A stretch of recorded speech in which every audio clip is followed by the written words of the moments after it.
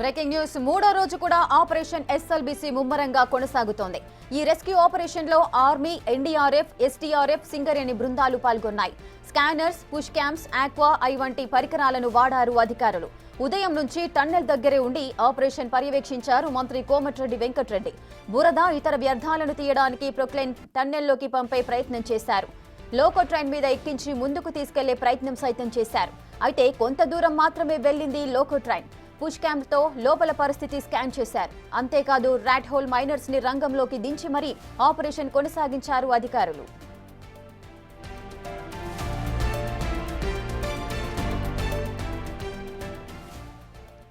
ఇటుగా SLBC rescue operation ముమ్మరంగా కొనసాగుతున్నాయి. అనేక బృందాలన్నీ కూడా రెస్క్యూ ఆపరేషన్ లో పాల్గొని లోపల చిక్కుకున్న 8 మంది ఎవరైతే కార్మికులున్నారో వారందరినీ క్షేమంగా బయటకు తీసేందుకు అనేక ప్రయత్నాలు అయితే చేస్తున్నారు.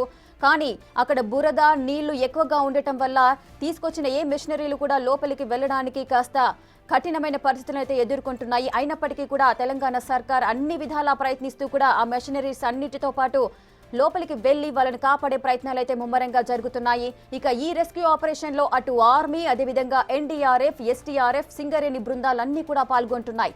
వాటితో పాటు స్కానర్స్, పుష్ క్యామ్స్, ఆక్వా వంటి పరికరాలను కూడా వాడుతున్నారు అధికారులు.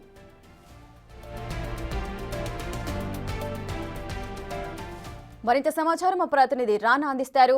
రానా, అనేక మిషనరీలన్నీ కూడా అక్కడికి చేరుకున్నాయి, ముమ్మర ప్రయత్నాలు జరుగుతున్నాయి. రెస్క్యూ ఆపరేషన్ ఎంతవరకు వచ్చింది? అప్డేట్స్ ఏంటి? ఇవాళ ఉదయం 6 గంటల నుంచి కూడా ఈ రెస్క్యూ ఆపరేషన్ అనేది ప్రారంభమైంది.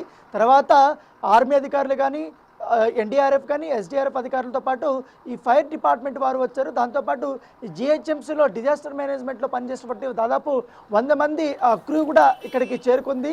వారితో పాటు సింగరేణికి సంబంధించిన కార్మికులు, ఎందుకంటే విపత్కర పరిస్థితుల్లో అక్కడ ఏమన్నా గనుల్లో ప్రాబ్లం వచ్చినప్పుడు వాళ్ళు రెస్క్యూ ఆపరేషన్లో పాల్గొన్నటువంటి యొక్క సిబ్బంది ఎవరవుతున్నారో వారు కూడా వచ్చినటువంటి నేపథ్యం వాళ్ళందరినీ కూడా సమన్వయం చేస్తున్నటువంటి అధికారులు ఇటు నాగర్ కర్నూలు జిల్లాకు సంబంధించినటువంటి కలెక్టర్ కానీ, నల్గొండ జిల్లాకు సంబంధించిన కలెక్టర్ కానీ, మరోవైపు మహబూబ్ నగర్, ఇటు దగ్గరలో ఉన్నటువంటి అన్ని జిల్లాలకు సంబంధించినటువంటి ఆర్డీఓలు, మెజిస్ట్రేట్లు, కలెక్టర్లు వీళ్ళందరూ కూడా ఆర్మీ అధికారులతో కానీ, అలాగే కమాండర్స్ ఎవరైతే ఎన్డీఆర్ఎఫ్ సంబంధించిన వారందరితో కూడా వారు సమీక్ష సమావేశాలు నిర్వహించినటువంటి నేపథ్యం కనపడితే ఉదయం పూట 2 బృందాలు లోపలికి వెళ్ళాయి. లోకో ట్రైన్ ద్వారా వెళ్ళినప్పుడు అక్కడ కాస్త ఇబ్బందికరమైన పరిస్థితులు వచ్చాయి. ఎందుకంటే మట్టి, బురద అనేది ఎక్కువగా ఉండింది కాబట్టి దానికి తగ్గట్టుగా వారు కాళ్ళు పెట్టేటప్పుడు కూడా ఇంతవరకు మోకాల లోతు వరకు కూడా వచ్చింది.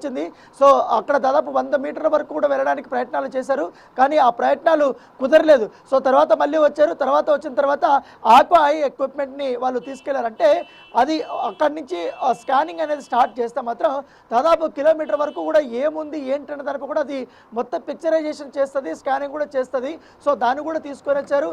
దానితో పాటు ఎల్ఎన్టీ కంపెనీకి సంబంధించినటువంటి ఎప్పుడైతే ఉత్తరాఖండ్లో గతంలో జరిగినటువంటి టన్నెల్, దీంట్లో దాదాపు 42 మంది అప్పుడు చిక్కుకున్నారు కాబట్టి ఉత్తరకాశీలో దానికి సంబంధించినటువంటి రెస్క్యూ ఆపరేషన్లో పాల్గొన్నటువంటి సిబ్బంది ఎవరవుతున్నారో వాళ్ళ ద్వారా పుష్ కెమెరాస్ని తీసుకొని వచ్చారు.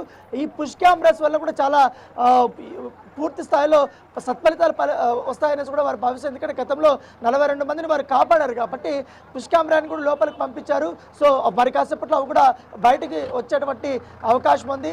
దాంతోపాటు సిగ్నలింగ్ వ్యవస్థను కూడా కాస్త మెరుగుపరుచుకున్నటువంటి నేపథ్యం అయితే కనపడుతుంది. నిన్నైతే కమ్యూనికేషన్ అయితే చాలా ఇబ్బందికరమైన పరిస్థితి. ఎందుకంటే 10వ మైలు దాటిన తర్వాత పూర్తిగా చీకటమట అయింది. లోపలికి వెళ్ళడానికి చాలా ఇబ్బందిమైన పరిస్థితులు వచ్చాయి కాబట్టి ఒకరికొకరు కమాండర్స్ అంటే కంట్రోల్ రూమ్కి అక్కడ ఏం జరిగిందో తెలియజేయడానికి సిగ్నలింగ్ వ్యవస్థను కూడా వారు పెంచుకున్నారు. దాంతోపాటు వాటర్ని అంతా కూడా మోటార్ల సహాయంతో కూడా బయటికి పంపిస్తున్నారు. సో సహాయక చర్యలకు ఇప్పుడు కొంతవరకు జరుగుతుంది కాబట్టి కొంతమంది బయటకు వచ్చేసారు. రేపు పొద్దున్నే ఉదయం 6 గంటలకు మరొకసారి ఈ యొక్క ఎంటైర్ రెస్క్యూ ఆపరేషన్ అనేది సరికొత్త పద్ధతులతో ఇంకా కొంతమంది రావాల్సింది కాబట్టి నిపుణులు రేపు వాళ్ళు 6 గంటలకి టన్నెల్ లోపలికి వెళ్ళబోతున్నారు.